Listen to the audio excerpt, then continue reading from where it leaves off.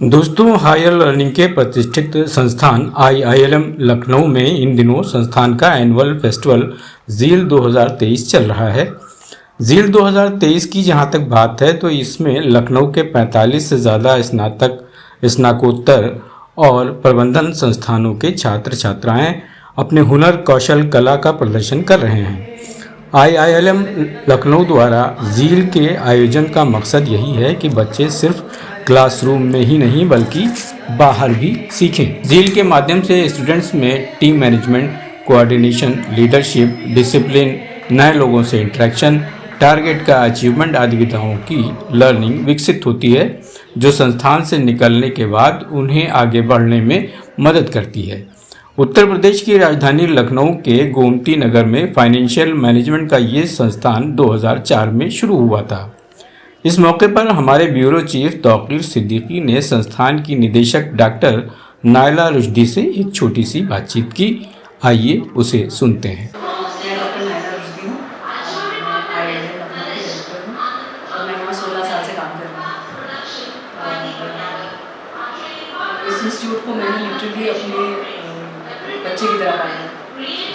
मेरे ज़्यादातर जो करियर का वक्त है वो इस कॉलेज में गुजरा। आईआईएम 2004 में इस्टेब्लिश हुआ था और हमारा बहुत बड़ा ग्रुप है। जो ओनर्स हैं वो दिल्ली में बैठते हैं और बाकी हमारे 5 कैंपसेस हैं, दिल्ली में, ग्रेटर नोएडा में, गुरुग्राम में, जयपुर में और लखनऊ में। इसके अलावा कुछ हमारे स्कूल्स भी हैं हमारे मैनेजमेंट के, बैनियन ट्री स्कूल्स के नाम से कई सारे शहरों में हैं। तो एजुकेशन सेंटर ही ग्रुप है, बहुत ही फॉरवर्ड थिंकिंग और बहुत ही नई तरह की एजुकेशन में बिलीव करते हैं। तो इस वक्त जो इवेंट चल रहा है ये हम लोग 15 साल से ऑर्गेनाइज कर रहे हैं। सन 2008 में पहली बार ऑर्गेनाइज किया था एंड सिर्फ एक कोविड वाले ईयर में मिस हुआ था, इसलिए ये 15वां है। एंड इसमें 3-4 तरह के इवेंट्स हम लोग करते हैं। बेसिकली एक एकेडमिक कैटेगरी है जिसमें डिबेट और क्रिएटिव राइटिंग और फाइनेंशियल एनालिसिस और एचआर का रोल प्ले, इस तरह के थोड़े एकेडमिक ओरिएंटेड गेम्स होते हैं। उसके बाद कल्चरल में सिंगिंग है, डांस है, रंगोली है, फिर फैशनिस्टा है और बेस्ट आउट ऑफ वेस्ट अभी चल रहा है इस वक्त। इस तरह के बहुत सारे इवेंट हमारे यहाँ पर ऑर्गेनाइज किए जाते हैं। कल परसों हमारा स्पोर्ट्स वाला कैटेगरी था जिसमें basketball, volleyball, kho kho, carrom, chess, badminton, table tennis, ये सारे कॉम्पिटिशन्स हुए थे। तो वो कल उसका प्राइज डिस्ट्रीब्यूशन हो गया और आज हमारा ये वाला इवेंट चल रहा है। अराउंड 45 कॉलेजेस के और यूनिवर्सिटीज़ के बच्चे पार्टिसिपेट कर रहे हैं इसमें from across Lucknow. And the purpose behind organising this event is basically कि ऑब्वियसली खेल कूद और कॉम्पिटिशन में मज़ा तो आता ही है, no doubt about it, but ज़्यादा मकसद हमारा ये है कि बच्चे सीखें। And what we believe is कि क्लासरूम में पढ़ाई लिमिटेड नहीं होनी चाहिए। पढ़ाई या जो लर्निंग है वो होती है क्लासरूम के बाहर। तो जैसे कोऑर्डिनेशन है, टीम मैनेजमेंट है, लीडरशिप है, डिसिप्लिन है, नए लोगों से बातचीत करना है, किस तरह से अपने टारगेट्स को फुलफिल करना है। टारगेट पैसों का भी हो सकता है, टाइम का भी हो सकता है, वक्त का भी हो सकता है। तो ये जो ओवरऑल होलिस्टिक टाइप की लर्निंग है ये हम लोग अपने स्टूडेंट्स को देना चाहते हैं। We are primarily offering only one programme, हमारा सिर्फ post graduate diploma in management चलता है और ये पूरा इवेंट बच्चे ही ऑर्गेनाइज करते हैं। एंड मैं ये दावे के साथ कह सकती हूँ क्लासरूम में कम सीखते, इवेंट्स के जरिए ज़्यादा सीखते हैं। सो बेसिकली हम लोग सिर्फ कहते नहीं हैं कि हम प्रैक्टिकल लर्निंग देते हैं, हम एक्चुअली करते हैं। We won't focus on रट के लिखना और लॉन्ग आंसर्स और exam centred education. We are more into very practical, very application oriented. So that's all I want to say. तो कहने का मतलब ये है कि आपका बिलीव ये है ना कि बच्चे मतलब किताबों का कीड़ा बनने से ज़्यादा वो जो प्रैक्टिकल जो नॉलेज मिलती है उसको वो ज़्यादा हासिल यही मैं कहना चाह रही हूँ। असली दुनिया में सर्वाइव करने और आगे बढ़ने के लिए किताबी नॉलेज काफ़ी नहीं है, इनफैक्ट बिल्कुल काफ़ी नहीं है।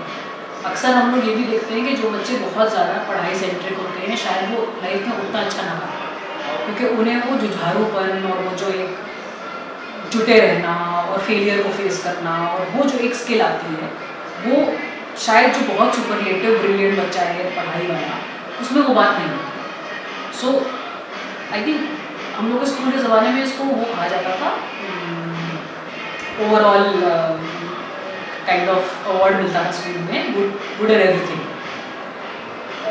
Much more than academic accomplishment. ज़रूरी ये है कि हर चीज़ में एक जो है वो ओवरऑल अच्छा होना चाहिए।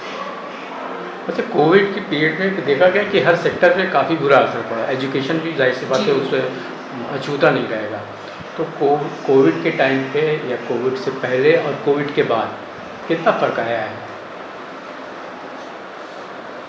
देखिए, मैनेजमेंट एजुकेशन की अगर हम बात करें तो बहुत सारे जो वर्क प्रैक्टिसेस हैं वो बदल रहे हैं। जब से कोविड से हर कंपनी ने ऑनलाइन सब कुछ सीख लिया, टेक्नोलॉजी का इस्तेमाल बहुत बढ़ गया और कंपनीज़ में अब बहुत सारे काम रिमोट बेसिस पे हो रहे हैं।